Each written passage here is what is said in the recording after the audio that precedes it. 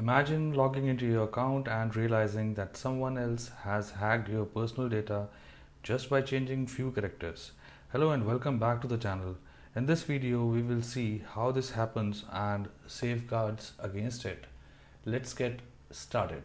Go to the challenge page and it says this lab has a horizontal privilege escalation vulnerability on the user account page. To solve, obtain Carlos API key and the given credentials are Wiener and Peter. Click on assess the lab, go to Foxy Proxy, switch to burp suite, open burp suite and keep the intercept off. Tap on my account.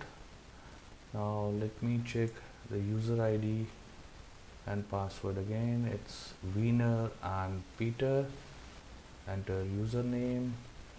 Password is Peter and tap on login.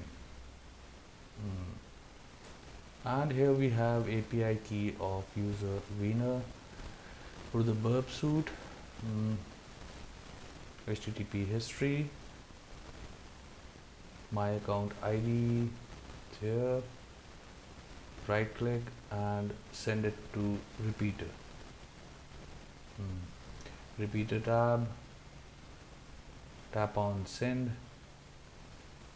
In the response section, search for API key and here you can see the API key of Wiener.